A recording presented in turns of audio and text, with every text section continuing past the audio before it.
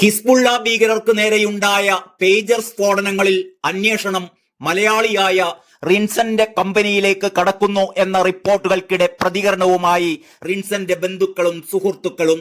റിൻസൺ അവസാനമായി വയനാട്ടിലെത്തിയത് ഇക്കഴിഞ്ഞ നവംബറിലാണ് എന്ന് റിൻസൺ ജോസിന്റെ അമ്മാവൻ തങ്കച്ചൻ മാധ്യമങ്ങളോട് പറഞ്ഞു. ഈ വർഷം ജനുവരിയിലാണ് റിൻസൺ തിരിച്ചു പോയതത്രേ. 10 വർഷം മുമ്പാണ് നോർവേയിലേക്ക് റിൻസൺ പോയത്. റിൻസൺ തെറ്റ് ചെയ്യുമെന്ന് വിശ്വസിക്കുന്നില്ല, ചതിക്കപ്പെട്ടു എന്നാണ് സംശയിക്കുന്നത്. റിൻസൺ 3 മാസം മുമ്പ് വിളിച്ചിരുന്നു. അന്ന് പ്രശ്നങ്ങളൊന്നും ഉള്ളതായി പറഞ്ഞിരുന്നില്ല. ഇന്ന് വിളിക്കാൻ ശ്രമിച്ചപ്പോൾ പറ്റിയില്ല. ഭാര്യയുമൊത്താണ് അവിടെ താമസിക്കുന്നത്. ഇരുവരെയും ബന്ധപ്പെടാൻ ഒരു തരത്തിലും സാധിക്കുന്നില്ല. റിൻസന്റെ ഇരട്ട സഹോദരൻ കഴിഞ്ഞയാഴ്ച നാട്ടിൽ വന്നു പോയിരുന്നു. റിൻസൺ 100% തെറ്റ് ചെയ്യുമെന്ന് താൻ വിശ്വസിക്കുന്നില്ലെന്നും അമ്മാവൻ പറയുന്നു.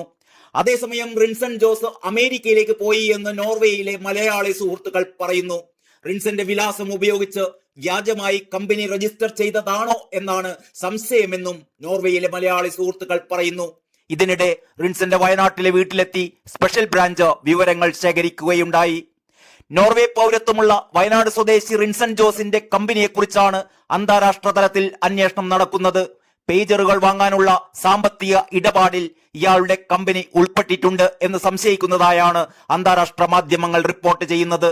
ലബനനിലെ പേജർ സ്ഫോടനങ്ങളിൽ വയനാട് സ്വദേശിയായ മലയാളി ഉൾപ്പെട്ട കമ്പനിക്ക് നേരെ അന്വേഷണം തുടങ്ങിയെന്ന് വാർത്താ ഏജൻസിയായ റോയിറ്റേഴ്സ് അടക്കമുള്ള അന്താരാഷ്ട്ര മാധ്യമങ്ങളാണ് ആദ്യം റിപ്പോർട്ട് ചെയ്തിരുന്നത്. നോർവീജിയൻ പൗരത്വമുള്ള റിൻസൺ ജോസിന്റെ നോർട്ട ഗ്ലോബൽ, നോർട്ട ലിങ്ക് എന്നീ കമ്പനികൾ വഴി പേജറുകൾക്ക് പണം കൈമാറിയെന്നാണ് അന്വേഷണ ഏജൻസികൾക്ക് വിവരം കിട്ടിയത്. നിലവിൽ നോർവീജിയൻ പൗരത്വമുള്ള റിൻസൺ ജോസിനെ കുറിച്ചുള്ള വിവരങ്ങൾ യൂറോപ്യൻ അന്വേഷണ ഏജൻസികൾ ഇന്ത്യക്കും കൈമാറിയിട്ടുണ്ട്. സ്ഫോടക വസ്തുക്കൾ പേജറിലേക്ക് എവിടെ നിന്നാണ് നിറച്ചത് എന്നതടക്കം ഇപ്പോഴും അജ്ഞാതമാണ്. ഇതുമായി ബന്ധപ്പെട്ട അന്വേഷണം നടക്കുന്നതിനിടെയാണ് ഹിസ്ബുള്ള പേജറുകൾ വാങ്ങിയതിലെ സാമ്പത്തിക ഇടപാട് വിവരങ്ങൾ പുറത്തുവരുന്നത്. സാമ്പത്തിക ഇടപാടുകളാണെന്നും സ്ഫോടനവുമായി റിൻസൺ ജോസിന് നേരിട്ട് ബന്ധമുള്ളതായി തെളിവില്ലെന്നും അന്വേഷണ ഏജൻസികൾ വ്യക്തമാക്കുന്നുണ്ട്.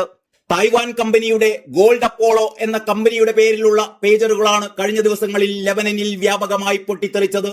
എന്നാൽ തങ്ങൾ പേജറുകൾ നിർമ്മിച്ചിട്ടില്ല എന്നും കമ്പനി ലോഗോ ഉപയോഗിക്കാനുള്ള അവകാശം ഒരു ഹംഗേറിയൻ കമ്പനിയായ BACക്ക് നൽകുകയാണ് ചെയ്തതെന്നുമാണ് തായ്വാൻ കമ്പനി വിശദീകരിക്കുന്നത്. ഇതനുസരിച്ച് ഹംഗേറിയൻ കമ്പനിയുമായി ബന്ധപ്പെട്ട അന്വേഷണം നടത്തിയപ്പോഴാണ് അവരും പേജറുകൾ നിർമ്മിച്ചിട്ടില്ല എന്നും ഒരു നോർവീജിയൻ കമ്പനിക്ക് ഉപകരാർ നൽകുകയാണ് ചെയ്തതെന്നും വ്യക്തമായത്. അങ്ങനെയാണ് അന്വേഷണം നോർവേയിലേക്കും അവിടെ നിന്നും ബൾഗേറിയൻ കമ്പനിയിലേക്കും പിന്നീട് മലയാളിയിലേക്കും എത്തിയത്. BACക്ക് ഇടപാടിലുള്ള പണം എത്തിയത് റിൻസൺ ജോസിന്റെ സ്ഥാപനങ്ങൾ വഴിയാണ്. നോർവേയിലെ ഓസ്ലോയിൽ താമസിക്കുന്ന റിൻസൺ തന്റെ കമ്പനികൾ ബൾഗേറിയയിലാണ് രജിസ്റ്റർ ചെയ്തിരിക്കുന്നത്. നോർവേയിലെ DN മീഡിയ എന്ന മറ്റൊരു കമ്പനിയിലാണ് റിൻസൺ ജോലി ചെയ്യുന്നത്. പണം കൈമാറ്റത്തിനുള്ള നിഴൽ കമ്പനിയായി റിൻസന്റെ സ്ഥാപനം പ്രവർത്തിച്ചുവോ എന്നാണ് സംശയം. ഏതാണ്ട് 15 കോടി രൂപയാണ് റിൻസൺ വഴി ഹംഗേറിയൻ കമ്പനിക്ക് കൈമാറിയിട്ടുള്ളത്. പേജറുകൾ നിർമ്മിച്ചതിലോ സ്ഫോടക വസ്തുക്കൾ നിറച്ചതിലോ റിൻസന് പങ്കുള്ളതായി തൽക്കാലം തെളിവൊന്നും ലഭിച്ചിട്ടില്ല. 2ലധികം കമ്പനികൾ വഴി പണം കൈമാറിയിട്ടുണ്ടെങ്കിലും പേജറുകൾ ആര് നിർമ്മിച്ചു എന്നത് ഇപ്പോഴും ദുരൂഹമായി തുടരുകയാണ്. UK-യിൽ കുറച്ചുകാലം ജോലി ചെയ്ത ശേഷമാണ് റിൻസൺ നോർവേയിലേക്ക് കുടിയേറിയതത്രേ. നോർവേയും ബൾഗേറിയയും റിൻസന്റെ കമ്പനിക്കെതിരെ അന്വേഷണം തുടങ്ങിയിട്ടുണ്ട് എന്നാണ് അറിയുന്നത്. ചൊവ്വാഴ്ചയായിരുന്നു ലബനനിൽ ഹിസ്ബുല്ലയെ ഞെട്ടിച്ച ആദ്യത്തെ സ്ഫോടന പരമ്പര അരങ്ങേറിയത്.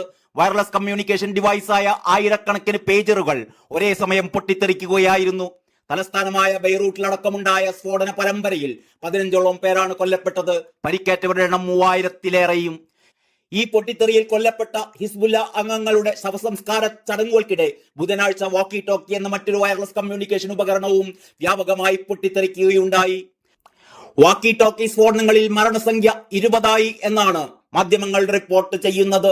500ഓളം പേർക്ക് പരിക്കേൽക്കുകയും ചെയ്തിട്ടുണ്ട്.